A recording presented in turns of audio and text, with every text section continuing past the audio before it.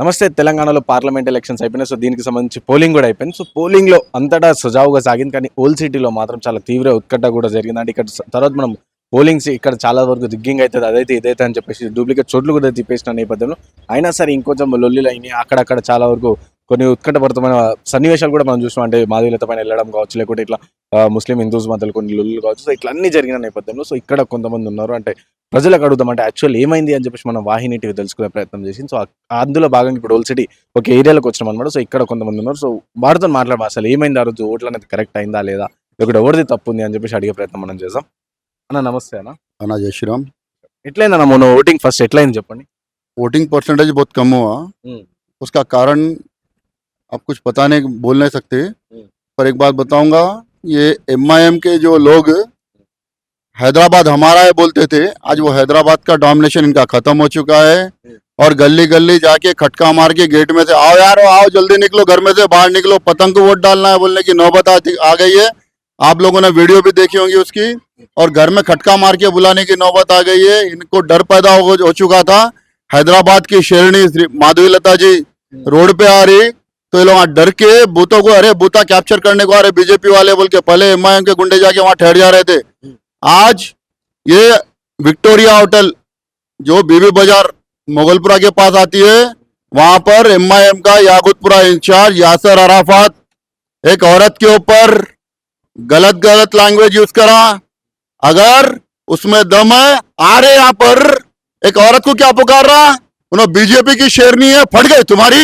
अगर दम था तो आना था यहाँ पर, क्या उधर ही बुल्ला पकड़ ले चले गए तो हो जाता तुम लोगों का। चौरस्ते पे ठहर के औरत को गाली गलौज करे, अगर वही हम लोग रहते थे ना, दिखता नहीं था रे तू, तेरे को मैं मीडिया की तरफ से वार्निंग दे रहा हूँ, अगर दम है आके बता हमारे पास।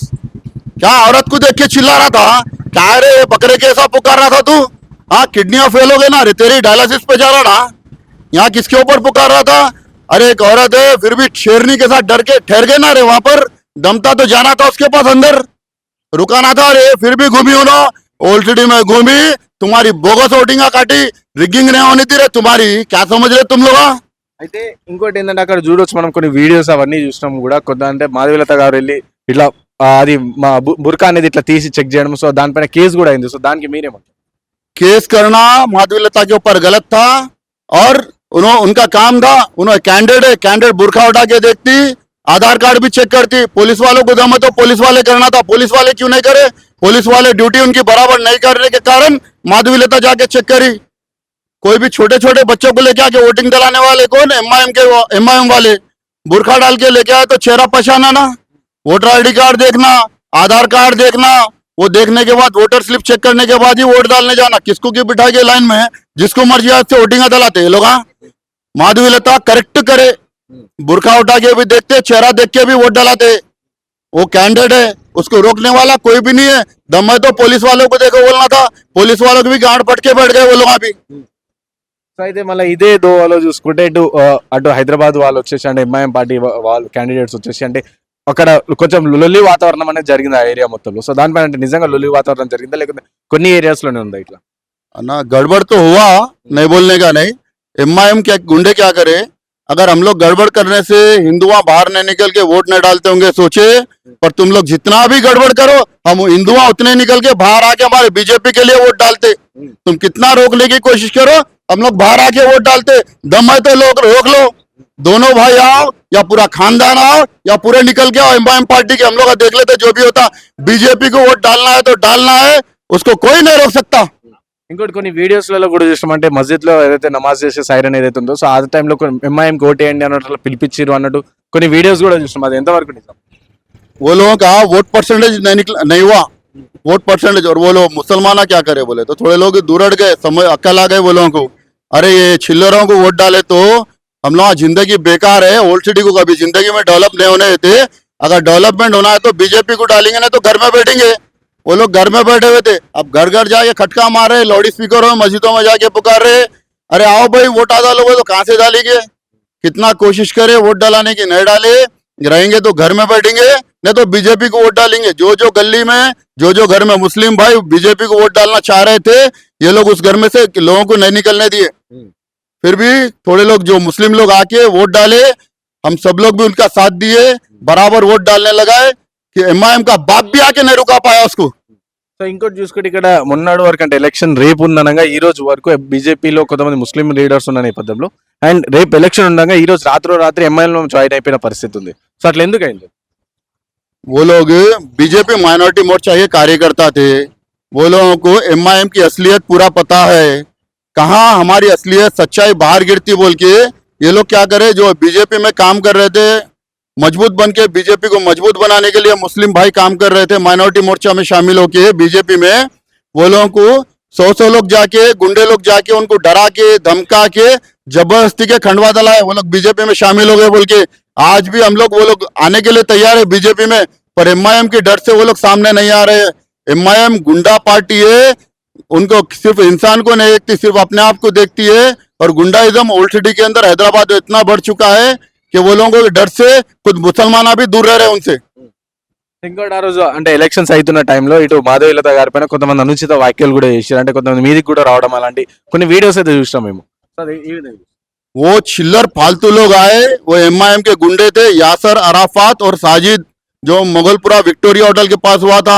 इसलिए मैं बोल रहा हूँ, ये एमआईएम के गुंडों से होने वाला कुछ भी नहीं है। गुंडागर्दी का डेवलपमेंट चाहते हो तो ओल्ड सिटी की जनता को ये बोल रहा हूँ, बीजेपी को मत चुनो, पर एमआईएम को चुनो। पर एमआईएम डेवलपमेंट किसी का नहीं करती। अगर तुम लोग को डेवलपमेंट चाहिए तो बीजेपी का साथ दीजिए, चाहे मुसलमान हो या हिंदू हो, बीजेपी के लिए आना है। बीजेपी और ओल्ड सिटी का, हैदराबाद का डेवलपमेंट कराना है।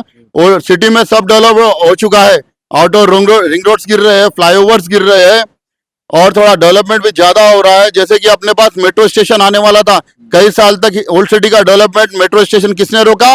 यही एमआईएम के लोगों ने रोका। ये ओल्ड सिटी में चार मीनार के बिल्कुल बाजू एक बस स्टॉप था, वहां पर वो बस स्टॉप भी बहुत बड़ी लैंड थी, उसको कब्जा करने के लिए वो बस स्टैंड को क्या किया, फलकनुमा पर शिफ्ट किया गया।